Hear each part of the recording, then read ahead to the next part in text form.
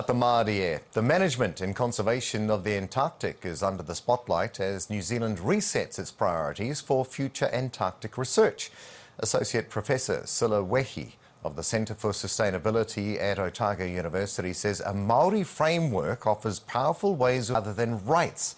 She's researching alongside Victoria School of Geography, Environment and Earth Sciences lecturer Billy Van Utrecht on how to reimagine Antarctic science policy and governance with a te reo Māori and mātauranga lens. Morena, you both, thank you for joining us. Morena, ka tika mihi ki a koe, Neil. Now, Billy, just provide us with a little bit of background, if you will, for how Antarctica is currently managed and which nations are responsible for determining what happens next. Yeah, sure, Neil. So Antarctica is managed under the Antarctic Treaty System. So the Antarctic Treaty came into force in 1961, and there were 12 original signatories on that treaty. But since then, 54 nations are now party to the treaty. So basically, under that Antarctic Treaty System now, there's two sort of processes, two sets of conventions and governance processes. And so one looks after the landscape and one looks after the seascape. All right. Now, are you saying that everyone has an equal voice in this treaty? Yeah, so out of those 54 nations, any decisions that's made relies on consensus decision making. So that means everybody has to agree to what goes on in Antarctica. So you can imagine how politically heavy that can get in those discussions. All right. So why is now the right time to be looking at how Antarctica is managed? Well, let me jump in on that one, because I think we've all got a stake in the future. You know, now is always the right time, right? Yep. Any time is the right time, but now is always the right time. But one of the things that we know is that at the moment we're grappling with climate change. There are 75,000 people now who go to Antarctica every year, so it's a big number of people. There are a whole lot of issues going on, so I don't think we can wait. And that's why we were looking around to say, well, what are the best tools to actually think about Antarctic management and to actually transform what we do? And that's why we started to think about Te Ao Māori and mātauranga.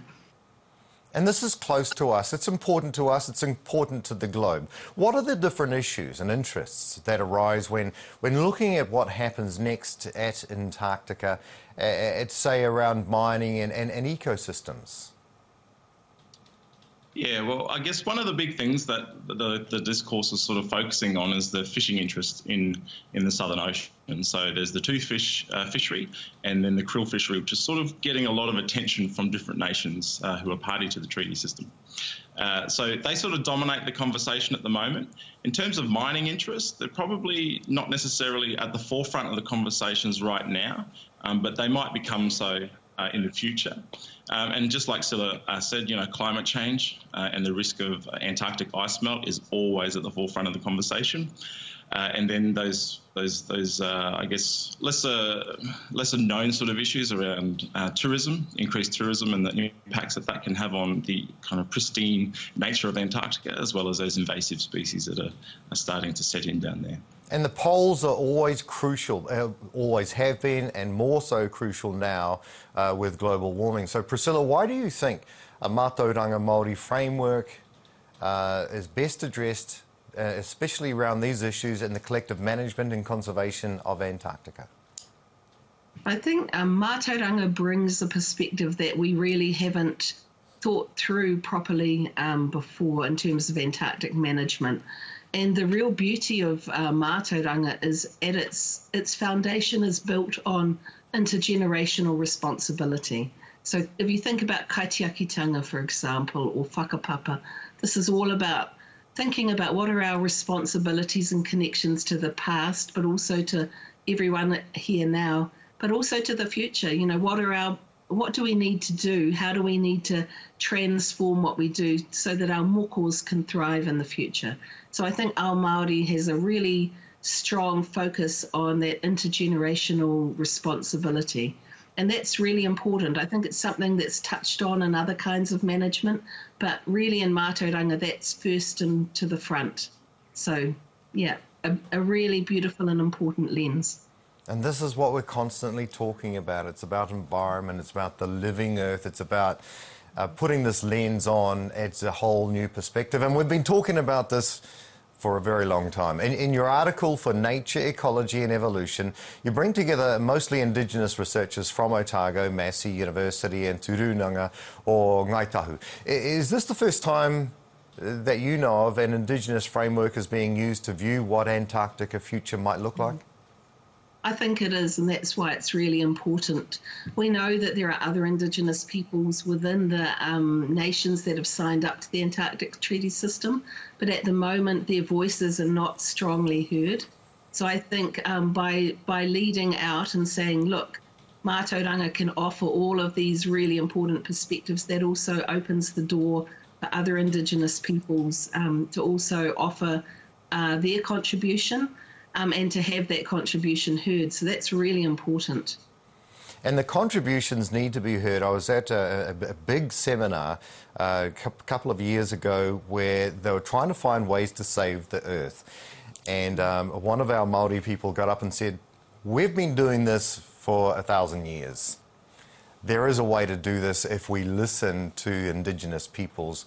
Are you being listened to? Do you think what you're talking to will be listened to by the general population, by the general global population?